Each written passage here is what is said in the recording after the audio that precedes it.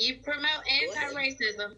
You're an activist, and you're known for your blue eyes, brown eyes exercise, first conducted on April 5th, 1968, the day after Martin Luther King Jr.'s assassination. So that's true. Right? That's true. Okay, right. Okay, good. Now, I want to ask you, is all of this happening right now? Do you agree that this is long overdue? This new racial climate. How do you feel about this? We don't have a new racial climate. Okay. We have a reinvigorated racial climate because of the election of a racist, sexist, ageist, homophobic, ethnocentric fool to the White House. This racism has grown tremendously in the last 3.5 years because we have a leadership that encourages it. That's right. That's the reason we have what's going on today. And as much as I hate to say it, his ignorance is going to force this country to see what they've been doing. His ignorance, encouraging people to treat others unfairly on the basis of the color of their skin, has now forced these ever so Christian white people, so-called white people, to realize that, oh, good Lord, those people of color, those black people have been telling us the truth all these years. Now we'll have to make a change. So he will claim credit for the change that happens. Oh yeah. Listen, he will claim credit. He will say this happened because I encouraged them to change the situation. He will do it. He knows how to twist the words around. You're right. Wait for it. You know that he said that he's the reason why people now know about Juneteenth. So you're right. Right. He said that last week. I know he did. They didn't bother with it until I talked about it. He said, and then words to that effect. And he made Juneteenth what it is today. That's right. That's what he said. We won't go into that. Let's talk about something. I've heard you call him Donald T. Rump. What is it? Donald T. Rump. I think it's Donosaurus T. Rump. Yes, he's like Tyrannosaurus Rex, T-Rex. Donosaurus T. Rump. And he has a face that looks like a rump.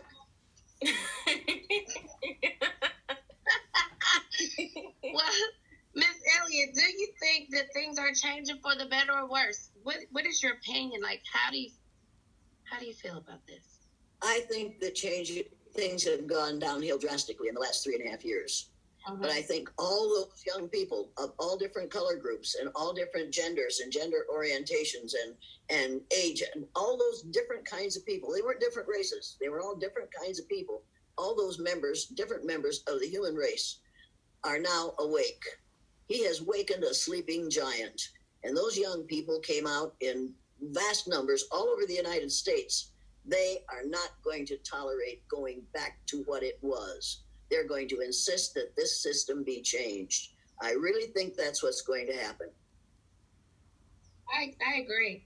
I think that it's a blessing. You know how sometimes things get worse before they get better? Like when you're cleaning out your closet and you got this big pile, but then now you can create some order and some organization.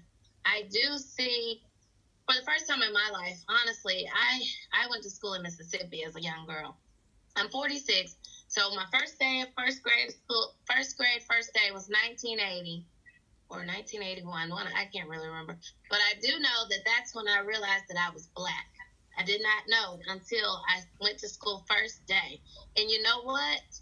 This is the first time in my life since then that I feel like we're not fighting alone. There are a lot more people who are non-black fighting with us, and that has never, besides you, but wait, that has never happened. But wait a minute. There are not any people fighting with you who are non-black. No. Not one person on the face of the earth is non-black. If we trace our DNA back as far as it'll go, we'll find out there is a percentage of our DNA that came from a country in Africa. So what we're talking about is not non-black people. We're talking about ignorant people with ignorant pale faces who have never been taught the truth. Unfortunately, Most black people have never been taught the truth because we don't dare teach black people the truth. We don't dare have every black person read the book, Anthony Browder's book, Nile Valley Contributions to Civilization. If you haven't read it, get it and read it, and force everybody in your environment to sit down and read that book and realize how grossly we have been misled. And it's Anthony Browder. What's the title? Nile Valley Contributions to Civilization. You absolutely have to read that. And every child has to be introduced to this book, The Color of Man. And in this book, it explains how we got our color, actually how we stopped being of color, how we lost our color. Not how we got our color, how we lost our color, because we all started out the same color. But as people, those wonderful black people moved farther and farther from the equator, their bodies produced less and less melanin because they were exposed to less and less sunlight. That's the only reason there are lighter skinned people on the face of the earth, because those brilliant black people were able to travel from the equator to populate land masses all over the face of the earth without any modern technology. Every person who is Irish started out at the equator originally, 300,000, 500,000 years ago. Okay. Now, I know that you have a color chart that I saw you pull out with Jimmy Fallon.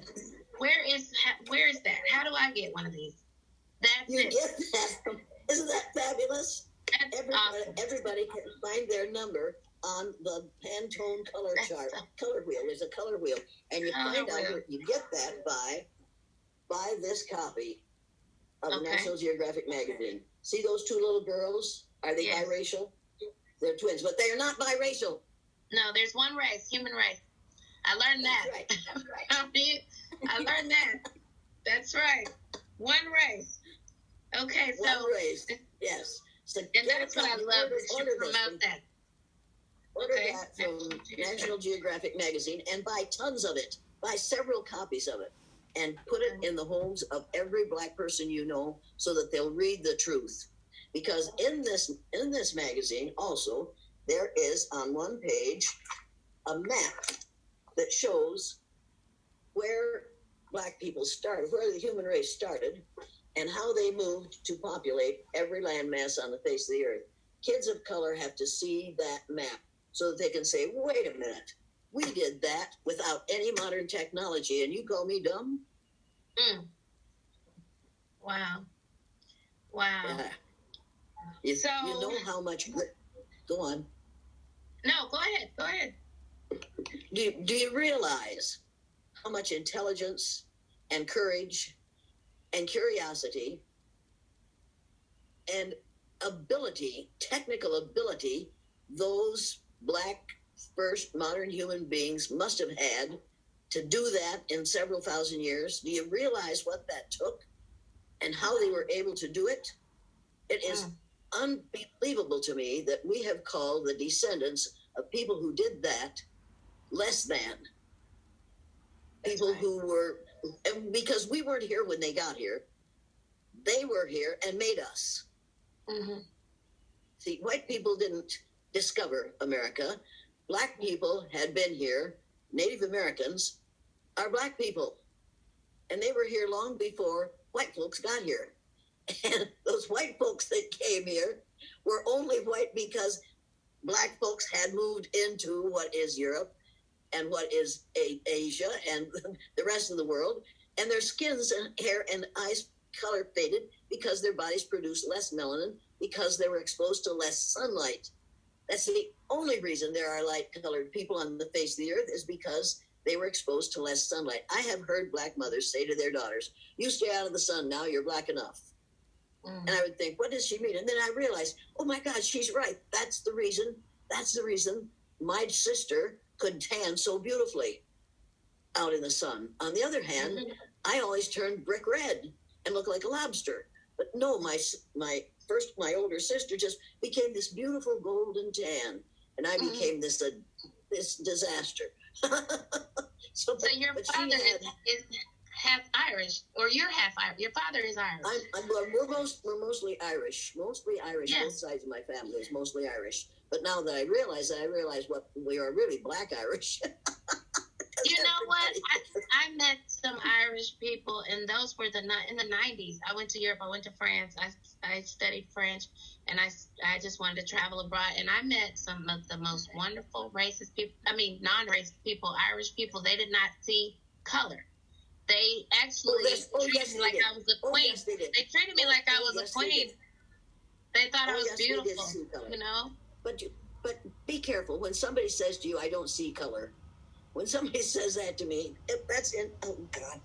invariably, some liberal white female will walk up to me and say, "I don't see color, I'm colorblind." And I say, "I knew that before you said it, because if you weren't colorblind, you wouldn't wear that shirt with those pants."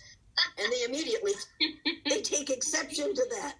But you see, what she has just done is told me that the largest organ on my body, inch per inch, is something that she has to, if I'm Black, she has to ignore that in order to get along with me, in order to relate to me. She has to pretend that if I'm Black, that I don't have that unfortunate discoloration. When somebody says in front of me, "I don't see color," I say, "What color is your car?" And they'll tell me the color of their car, and I say, "Oh, I guess you see color after all, don't you?" Well, why are there so much? There's so much racism here versus overseas and abroad. Like, well, how do you explain that? Can you? There is just as much racism in any European country as there is in the United States. If you don't believe that, then if you think I'm lying about that, then you have to tell me how Adolf Hitler was able to do what he did.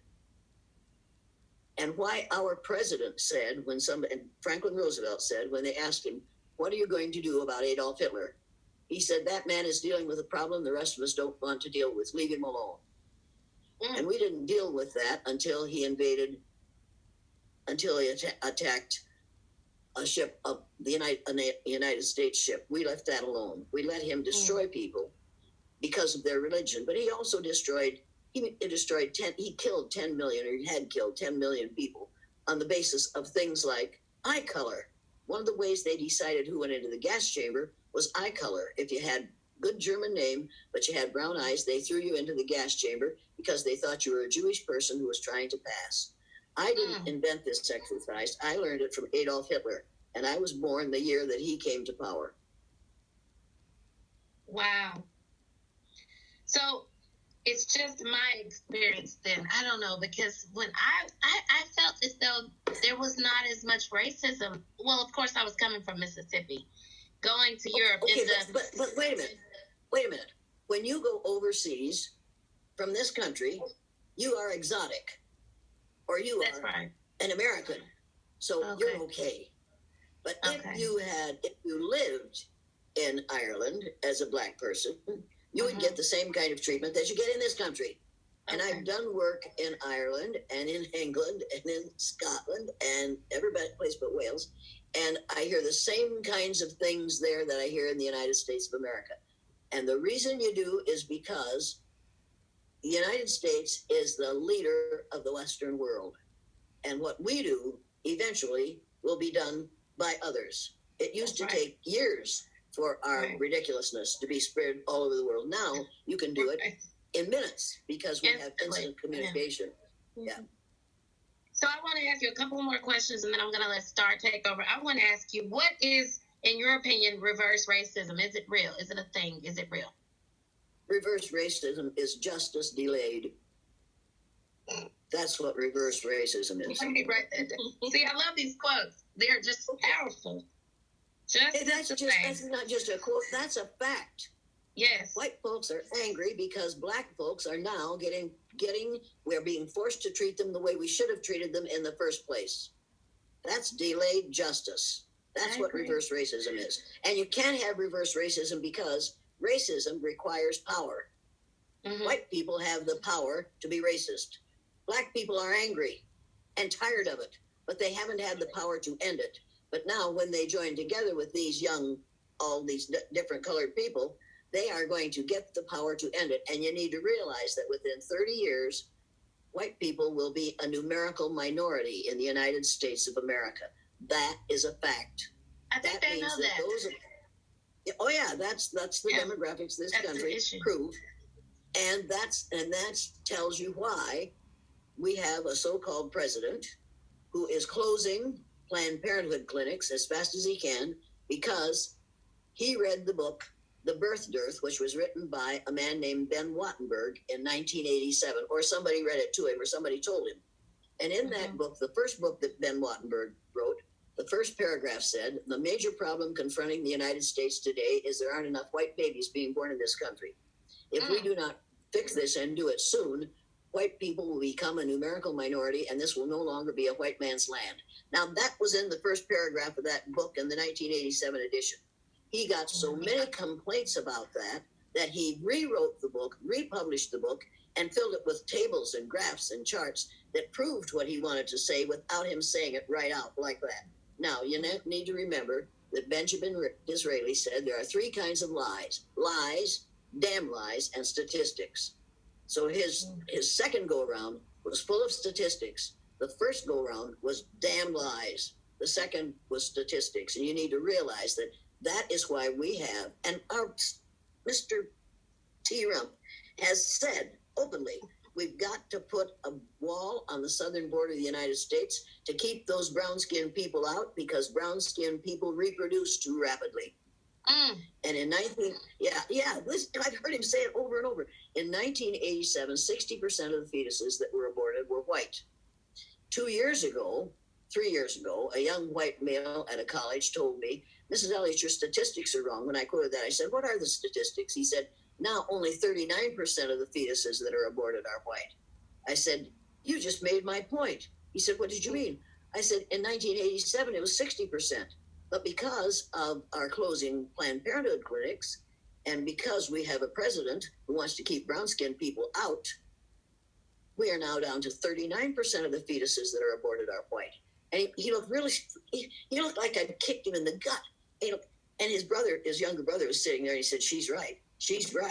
And it was like, and he said, I never thought of it that way. I said, of course you didn't think of it that way. You're white and you're male. You don't have to think of these things. All you have to do is just listen to what some other ignorant white male tells you. And if you can repeat it, you too can be selected president of the United States. And he just like, what have I done? He was still there, and a black woman then took him aside and started to explain to him everything that was going on. And he was still there when I left. He was still standing there being educated by that young black woman. A professor took him aside and tried to tell him why Mrs. Elliott is such a bitch. Now, I don't mind being called bitch. For me, bitch is an acronym for being in total control, honey. That's right. I remember. I love it. Being in total control, honey. That's right. I love it. I love it. And every time a man calls me that, I say, you're out of control, aren't you, darling? And then I look like I'm going to whip out my little Lorena Bobbitt fruit knife, and then he shuts up right now. It's like, oh, well, I better not mess with this. Yeah, don't mess with me. Don't mess with me. I have nothing to lose. My husband died almost 7 years ago, and my son died 2 years ago. And, living a meaningless life is worse than dying. Mm-hmm. I agree. Well, yours is meaningful still to this day, and I feel like you need a Nobel Peace Prize. You are amazing. You are doing things that people are just so afraid to do. Some people feel it, but they don't have it. No, I don't, because I'm not in favor of peace. There's a poem that says, a grave's a fine and peaceful place, but none, I think, do there embrace. I can have peace after I'm dead. All right now, Miss Elliott. I want upheaval right now so that we change this situation. We won't change it as long as we do it peacefully. We won't change it peacefully. You're awesome. I have two more questions. What is white privilege? White privilege is a lie. Mm-hmm. Number one, there are no white people. Number two, if the person who wrote that paper, and she was a college professor and still is, wrote that paper, and every sentence on it, practically every sentence, she's changed the first 5 now, says, I can do this and this and this and not be judged poorly because of my race. I can buy a house where I want to and not be refused the sale because of my race. Practically every sentence says, because of my race, because of my race, because of my race. Mm-hmm. Well, what she didn't realize is, in 1987, that we are all members of the same race. That's right. So if she has those privileges because of her race, then you have those privileges because of your race, because we're all members of the same race. And in order to continue to promote that, she has to change those words, my race, because of the color of my skin. And when she puts it out that way, everybody is going to say, are you insane? Are you saying that we base judgments and decisions in this country on the amount of a chemical in your skin? This isn't a very learned kind of paper to write. So, some there are people going around the country making a lot of money quoting white privilege. White people are ignorant. Number one, we aren't even white. Number two, we are ignorant. So to call this white privilege is just, it is so ridiculous. But white people buy into it. If you tell a white person that he or she has privilege because of the color of their skin, they're tickled to death because they think, or like the white woman who said to me one day, I don't dislike black people. When I see one, I just say to myself, there, but for the grace of God, go I. I came unglued. I came after her with everything, a vicious thing I have ever said. I said, do you really think that God woke up one morning and decided to make something beautiful and God made you? And she said, that's what I'm saying. I said, that's exactly what you're saying. You're saying that God gave you your skin color. Let me tell you, you are a fated black person, just like all the rest of us. You are just a fated black person. I don't believe that. I said, I know you don't, but you better start to believe that because that's the way it is. Yeah, I don't believe in white privilege. It should be called ignorant people, pale-faced ignorance. That paper should be called pale-faced ignorance. Wow, that's deep. You've given us a couple of required reading material. I wanted to make sure that I ask you for any required reading. I've got the Anthony Browder and The Color of Man. Anything else that we need to read? You have to read. You have to read this book. Oops, don't fall on the table. The Racial Conditioning of Our Children. And the subtitle is Ending Psychological Genocide in the Schools. Mm-hmm. And the author's name is Nathan Rupstein. Okay. And that's out of this book. What? Speaking of psychological conditions. What? What do you think about Jesus Christ? Do you think that has something to do with the psychological conditioning? What do I think about what? Jesus Christ and when you mentioned psychological conditioning. Yeah, what do you think about? Well, I think that when you can turn a black Ethiopian into a white man with light hair and light colored eyes and hang him on a cross, that you've got a really good imagination. And and when you can read a Bible that says Jesus had kinky woolly hair and feet of bronze and turn him into a white man with straight brown hair and light colored skin, that if that's the way your religion works, it's working against Jesus Christ. Wow. See, I just think that religion, and I'm not criticizing Christianity because I'm a practicing Christian. I'm going to keep on practicing till I get it right, but I'm never going to get it right because the Bible says, judge not that you be not judged. And I have to judge every time I hear the learned commentators on television this last 3 weeks say about those people who are protesting. There are all kinds of races are represented in this protest. People of many different races are marching against what's happening. People of many different races are not marching against what's happening unless there are a bunch of people there from another planet. Because every person in that protest is a member of the same race, the human race. But as long as you can call them different races, you can perpetuate the myth of different races. It's time for those folks to get their acts together and say, there are many different people, there are people of many different color groups in this group, and it's remarkable that they're all together, instead of saying many different races are represented. I wish I could get my hands through the television and yank him out and say, look, fool, think about this. Before you say that again, think about this. Anyway, I get a little violent about these things because I am not a lady. Oh my gosh, then you have a right to do that. I want to thank you so much for taking the time to speak to me, and I'm going to let Star take over the platform now. And we will be in touch. We'll be talking more because, I've got something I'm cooking up in your honor. We'll be talking more. And I would advise you, because I want you to, get a copy of, just a minute now, this book. Okay, a collar in my pocket, okay. I wrote it. And the reason you need to read it, it's no big deal. But you need to read it. People need to read it because it describes how adult white people behave when they are treated for a half an hour or an hour and a half the way black people are treated for a lifetime. And I think people need to read that book and realize that if you're the president of the bank and somebody comes in that is a different color and you treat them unkindly, you need to go through the blue-eyed, brown-eyed exercise so that you'll know how that feels. And then you won't do that again. That's right. But if you read that book, if people of color, and if people, and that's everybody, we're all people of color, but if we would all just educate ourselves, we can change this situation. But we won't change it until people who consider themselves white realize that, number one, they aren't white, and number two, they're not going to be in the majority in this country in 30 years. And the way they are treating people today could very well be the way they are treated tomorrow. So they better change their behaviors. I honor you. I salute you. I'm so proud of you. Thank you so much. You just give me so much energy, and there's hope. There's so much hope. Just knowing that you're using that mouthpiece. You will not stop. You're going to do it till the end of your breath. I know.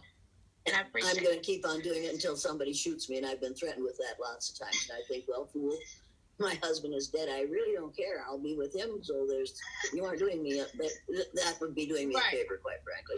My kids wouldn't like it, but that's too bad. And you'll live forever. You will, trust. I think you know that. Wait. The idea of one race is, as somebody has said, and I can't remember right now. It'll come to me. No power on earth can stop a man with a dream or an idea whose time has come.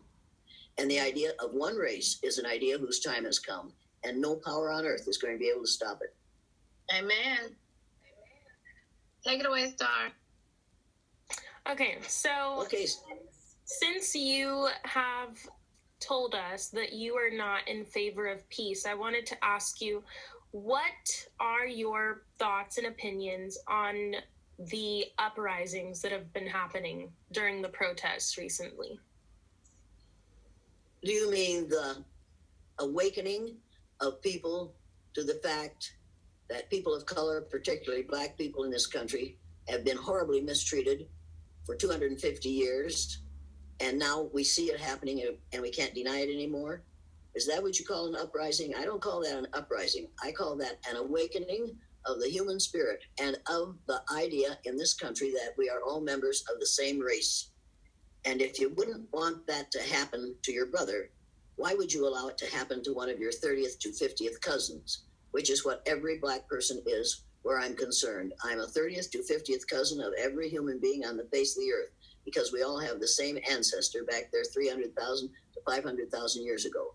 And I want this uprising, as you call it, to go viral. I want every person in the United States to stand up and say, we're not going to see this happen to our fellow human beings. This is against everything that we have learned in every religion. And we are not going to tolerate this any longer. Elie Wiesel said, you must not tolerate the intolerable. And he also said, you have the right to forgive others for what they do to you. You do not have the right to forgive them for what they do to others. And I, as a pale-faced member of the human race, do not have the right to forgive our president for what he is allowing and encouraging people to do to those who are different from himself. I don't have the right to forgive that. And I do have the responsibility to teach the 3 R's of rights, respect, and responsibility.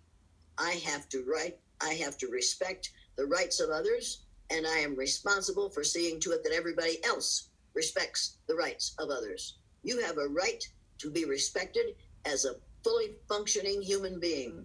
Now, you and I are equals. We never will be. I'll never be as young as you are. I'll never be as beautiful as you are. I'll never know what you know about racism. But we're equal only in the eyes of God. However, we are promised equal treatment under the law in this country, and I want it, and I want it now. And I'm tired of watching you wait. If I were a black woman and had taught my students what I taught them the day after Martin Luther King Jr. was killed, I would have been fired on the spot. Or I might have not gotten out alive. But I'm a pale-faced woman, so I have the freedom that you don't have. But I want every person to have the same kind of freedom that I have, which is the freedom to tell the truth, whether the majority likes it or not. Did I answer your question? Yes, that was great. I also really wanted to know though, like, I don't like to use the word riot because I don't think that the things that people have been doing in the protests should be referred to as rioting. But what do you think about like violence that has been taking place at the protests? The violence that has been taking place, the police have found and said almost immediately, this violence isn't something that's being started by the people in this community. These are people who are members of the white separatist group, the white supremacists, who want to cause a problem so that it will make the black people, the people of all different colors who are in these groups, look like they're violent. The people of color, the vast majority of those folks weren't there to be violent. They were there to tell to the powers that be, to tell them, we've had enough and we're not going to take it anymore. Now we have proof that you're doing it. And all these pale faces realize that you're doing it, and we're not going to take this anymore. And all those pale faces who were with them were saying, no more. But they weren't saying, let's burn down this building. But the people who wanted to turn it into a riot, there were people, and they arrested some and proved that they are indeed part of the white separatist movement. So I don't see this as a riot. I see it as a riot when somebody shoots the spotted fawn that's on my lawn right now. Oh my God. Anyway, that's off the top. I realize that's off the topic, but how often do you get to see that? What is happening now? What is happening now is not a riot. It's a natural reaction to years of being mistreated, not because of the color of your skin, but because of the ignorance of people who believe that skin color is an indication of intelligence or worth as a human being. People are upset about that, and finally, pale-faced people are realizing that they have been lied to for about 500 years, and they've decided we're going to join with those that were being lied about, and we're going to put a stop to this. Finally, pale-faces are realizing that they've been part of the problem. Long ago, probably in the 60s, the blacks were saying, during the civil rights movement, blacks were saying, you're either part of the problem or you're part of the solution. Now, those young people who are out in the street, those pale faces, are deciding that they're going to be part of the solution. But people like our president consider them part of the problem. The problem is ignorance in this country and all over the world in people who think that skin color is an indicator or predictor of intelligence. We've got to get over it. Mm-hmm. Do you have anything to say about microaggressions and? Yeah, I do. Microaggressions and macroaggressions, right? Mm-hmm. Ranks right up there with unconscious bias and conscious bias. Mm-hmm. Ranks right up there with 4 and 5 syllable words for something really quite simple. Microaggressions are little nasty things that you do all day ever to people. Mm-hmm. Macroaggressions are putting young men, black men, in prison because of Bill Clinton's 3 strikes, you're out. And then if we have a war, which unless we're very careful, this person will start, take those men out of prison and send them to fight the war against people of other color groups. That's a macroaggression.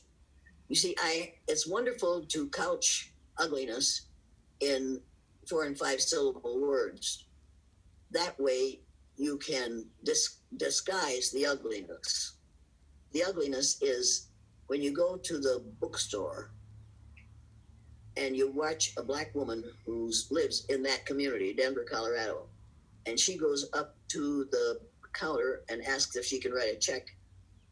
And the clerk says, I'll have to have 3 acceptable forms of identification before I can cash your check.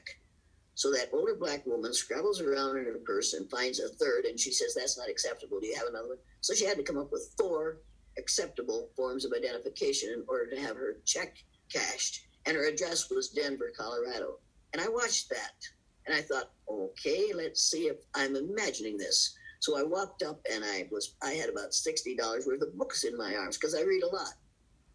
And I said to the clerk, I need to write a check. She said, oh, no problem. So I wrote the check, and I handed it to her. And she headed toward the cash register with it. I said, wait a minute. Don't you want some forms of identification for that check? She said, no, the information on the check is right, isn't it? I said, give me back the check. She gave me back the check, and I tore it in little pieces, and I sprinkled it on the top of that counter. I said, now, what you just did was blatantly racist. I don't do business with racist establishments. You can keep these books. And I walked out. Now, everybody behind me was just furious. They were saying really nasty things about me as I left that store. That's all right. What she did would be considered a microaggression. To me, it was a macroaggression. You don't have the right to treat 2 people, different color, but same gender, close to age. You know, she was older than I was. You don't have the right to do that. That was absolutely unacceptable, and she needed to know it. I didn't buy those books. They lost money. They lost more money because I buy books every week, because I fly a lot, and I ride in first class because I fly so much. And invariably, I'm sitting beside a young man who commences to tell me how wonderful he is. And I'm sure he is wonderful to somebody, but I immediately started reading a book so that I don't have to share in his reflected glory. So you see, what I do is a microaggression because I try to stay. I try not to visit with him because I couldn't agree with most of what he would say. One day I was sitting beside one of these bright young men, and he said, well, I've got to buy another $3,000 suit if I'm going to go to someplace. I said, oh, really? Can you get more sales if you're wearing a $3,000 suit? And he looked at me and he said, well, I suppose if I wore a faded pink sweatshirt, I wouldn't do as well. And I said, oh, and I started to laugh because I thought, you silly man, you silly little boy grown tall. You meet the strangest people if you're strange yourself. You meet some really strange people as you go through life who expose themselves. And what he just did was indecent exposure because he just exposed what he is and how frightened he was and what his values are based on. A $3,000 suit. Did I answer your question in there someplace? Mm-hmm. Thank you. Okay. Yeah, I just wanted to hear like some of your thoughts on microaggressions, but I'll go ahead and. I think it's a fancy name to describe undesirable behaviors, and you can describe those undesirable behaviors by saying, "Look, when you refuse to look a black person in the eye and have to look away, or when you say, you see, don't say that black person over by the water fountain. Why not? He's a black person. Oh, don't say black. Or when you say to me, when I see you, I don't see you. When I see you, when for instance, Linda Guillory, I'm standing beside Linda Guillory in a hotel in downtown Denver, and some white fool, little skinny white woman on heels about this tall, diddles up to her and diddled me in snake short, fast steps up to her and said, Linda, when I see you, I don't see you black. Now that's a microaggression. And Linda Guillory looked down at her and said, I think you have an eye problem. Let's go make an appointment with an optometrist so that you can get your eyes fixed. And that little woman diddled away from her even faster than she had diddled up to her, because she did not, Linda Guillory refused to say, thank you for not seeing my unfortunate skin discoloration. And that's what a white person is saying when they say, when I see you, I don't see you black. They're saying, I can't relate to someone who has that skin color, so I'm just going to pretend that you don't have that problem. Mm-hmm. Well, the problem is that white person's ignorance, not that black person's skin color. You can call it microaggression or macroaggression until hell freezes over. It will still be a matter of ignorance, learned ignorance. Mm-hmm. And education is supposed to unlearn that ignorance and provide you with education. Instead, we do overlearning where ignorance is concerned, and we perpetuate the myth of white supremacy in schools all over the United States every day. You call that a microaggression?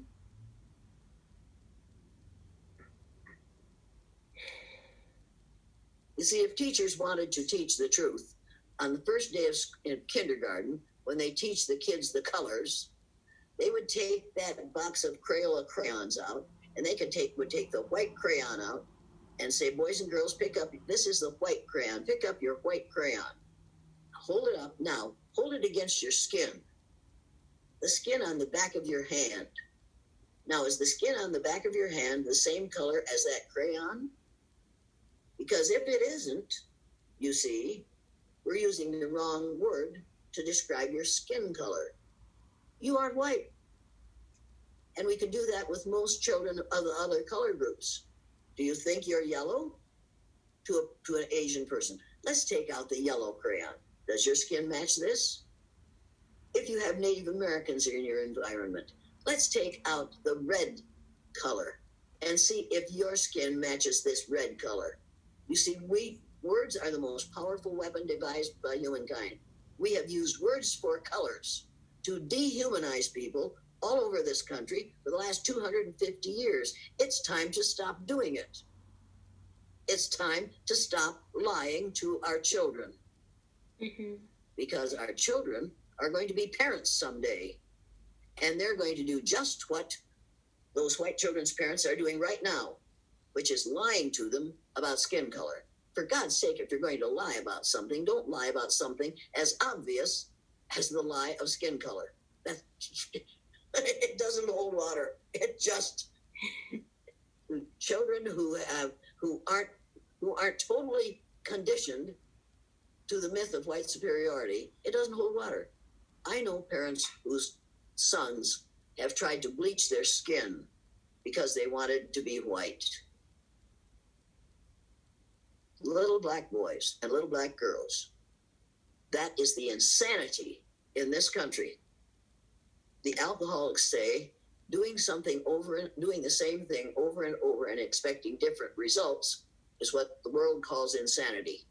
And that's right. In this country, we have been doing that over and over and expecting different results.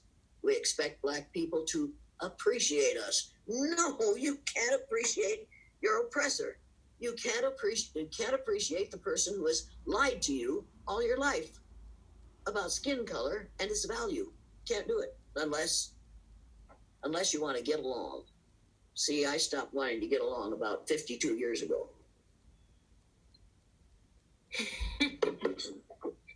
So I'll go ahead and ask you.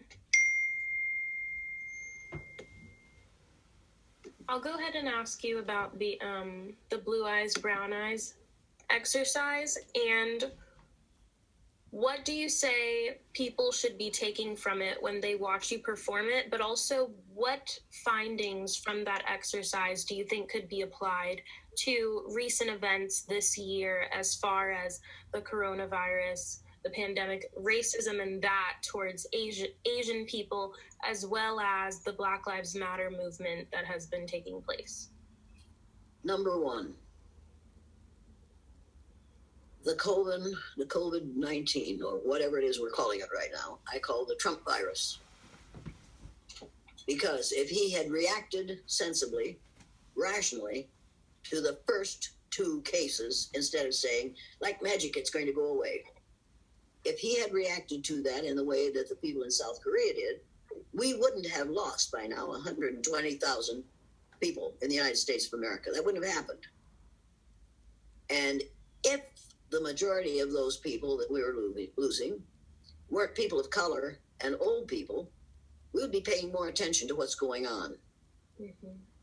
Old people cost us a lot of money. Social Security is expensive.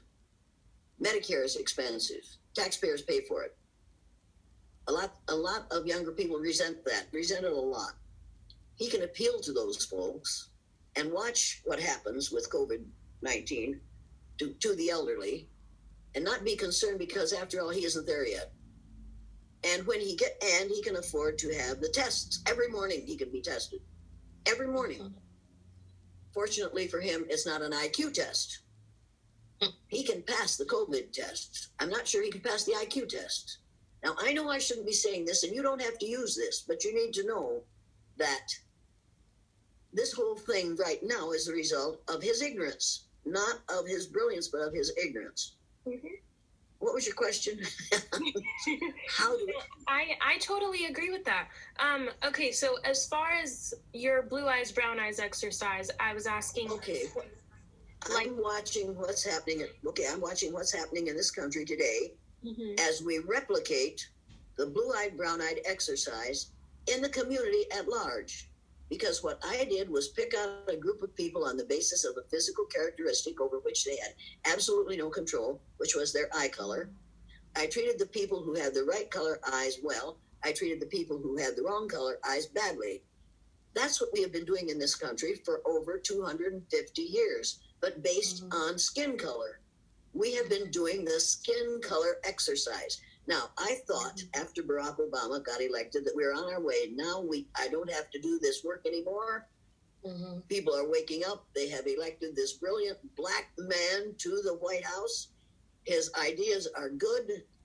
If we could just get past Mitch McConnell, we could make some real progress because of what this brilliant black man has experienced and what he is willing to help the rest of us to get over. We didn't have a war for 8 years. Mm-hmm. But unbeknownst to me, people who had the same skin color as mine, pale-faced people, were just supporting Mitch McConnell and his supporters against allowing anything that black man suggested to succeed. So now we have in place a person who was selected, not elected, because Mrs. Clinton won that election. She got 3 million more votes than did Donald Trump. Mm-hmm. Mr. Trump was selected by the members of the Electoral College in 4 states who didn't realize why Thomas Jefferson put the Electoral College into the Constitution. He put it in so that no one who was unfit for the job of the presidency would ever become president. Those people in those 4 states didn't realize what the reason for the Electoral College was, so they voted the wrong way. And that's the reason we have this man. We have this person as a result of the ignorance of white people who didn't know what they were doing or why they were members of the Electoral College. The whole thing is the result of miseducation, the miseducation of the American mind. It's been going on for 250 years, and it is still going on.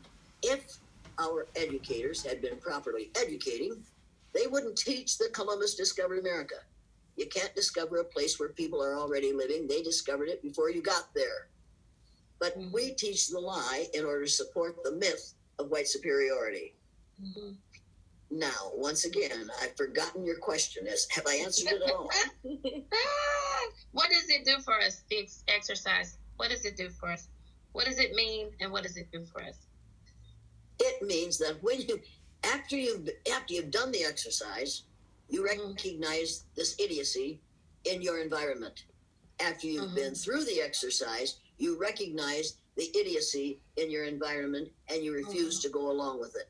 And that's after you see the tapes of those little white 3rd graders being mistreated for a day, and having the person in power do the mistreating and leading and encouraging the mistreatment, you realize that this is something we do not want to replicate in society. We have been doing it in society for 300 years. You need to realize that those little white kids in that classroom and those people in corporations that I run through it, in boardrooms, and those teachers that I run through when I get the opportunity, they realize that exercise is only going to last. My kids realized it was only going to last for a day, and only one person was doing it to them.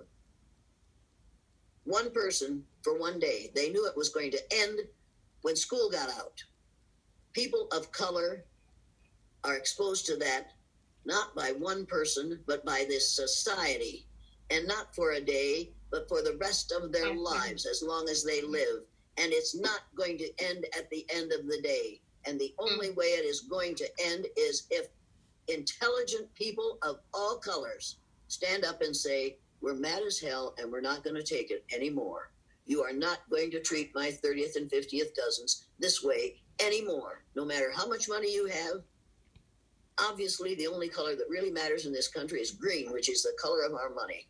That is what's important to them. So what you're going to do is what Killer Mike, I'm going to trade with all black people from now on, with all black businesses, because they deserve what they haven't had yet. Who is Jane Elliott? Where do you come from? What are you made of? Can we clone you? Can we clone you? Are you? I mean, hey, I am 1/1000th of what every black woman in the United States of America is. Make no mistake about this. Black women have forgotten more since breakfast than I will ever learn about racism, because they live with it. And you can name it whatever you want to: microaggressions, macroaggressions, unconscious bias, conscious bias. No matter what the name you have for it is still painful and destructive, not only to the people upon whom we are visiting it, to the people who are being allowed to treat people badly because of this society's ignorance about skin color. I'm a person who believes that you don't judge a book by its cover or a person by the color of their skin. And my father used to say, a right thing is a fair thing. A fair thing's a right thing, and a right wrong's no man. A fair thing is a right thing, and a right wrong's no man. So if it's fair, it won't wrong you. It might inconvenience you, it might impoverish you, but it won't wrong you. So when did you develop? I know after Dr. King, I know that struck you, but no, you were this person prior to that. When did you have the empathy or sympathy? When did you decide that this is my fight too? I want to stand for righteousness. Did you have the support of your family? What sparked your passion for this, for equality? Thank you. My husband and I and our 4 children were living in Waterloo, Iowa, which is called Little Chicago because of the large black population. He was working for National Food Company and National Tea, and he was being transferred. He was being to Fort Dodge. We owned a little house. We were buying a little house, and we knew we'd be transferred back there, and he didn't want to drive back and forth, so he said, we're going to have to move. So I put an ad in the paper, house for sale, and some woman called and said, do you rent to coloreds? And I remember, as well as if it happened yesterday, saying to myself, if I rent this to a black person, or a black family, these people will never speak to us again, and we're going to have to come back here when we get transferred back. And I said, this is an all-white community. And she said, all right, thanks, and hung up. And I thought, oh God, I just did it. I just defected to the enemy. I did what I swore I would never do. I swore that I would never act in a racist way, and I did in that moment. I forced that woman to make the decision that I didn't want to make. All I had to do was say, if you got the money, you got the house. But I knew what was good for me, and so I did what was good for me, and what in fact was very bad for me. And I swore at that moment that I would never give up my principles for money or love or family or acceptance or anything else ever again. And I won't, and I haven't. And because I haven't, my mother kicked me out of the family after my father died and said, don't come over here anymore. Nobody's comfortable when you're around. She's right. Nobody's comfortable when I'm around, because it is part of Paleface's existence that you tell black stories, you tell ugly stories about those who are of different color or a different nationality or a different accent. It's just part of the white ruling elite's power. And so I am an outcast. I've been an outcast for years, and it's okay. It's hard. Has it been rewarding? Because I know it's not been easy. Well, it was hard for my kids because they loved their grandparents. They absolutely adored their grandparents, especially their grandfather. But they were grown and gone by the time that happened. But they got a different view of their grandmother when they found that out. So they didn't want to go over there either anymore. And that's too bad because they're very positive human beings, and she might have enjoyed having him around. But she didn't. If they said if she doesn't want you, she doesn't want us. Well, that's unfortunate. But I think of all the associations we might have among people of different colors. If pale faces could just imagine for an instant how limited their lives are, how limited their scope is, how little they know about those who are different from themselves. If they could just for a while realize the panorama of people and experiences and beauty and education that we'll never get because we won't take it if it comes from a person of color. We'll only appreciate it if it comes from somebody who looks like us, and that includes our Savior has to look like us. Mm-hmm. We have changed a Black Ethiopian Jew into a pale face because we can't relate to somebody. We can't pray to somebody who doesn't look like us. Doesn't look like us, right? The whole thing is just so ignorant and so self-limiting that we have to do a better job of educating people. I agree.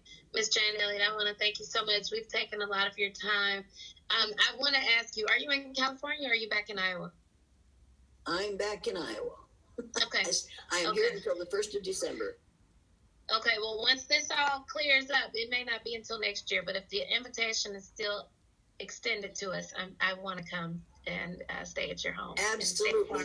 You can stay. We've got a little guest house next door that is a remodeled Baptist church. And it's just go on B&B. Okay. Airbnb.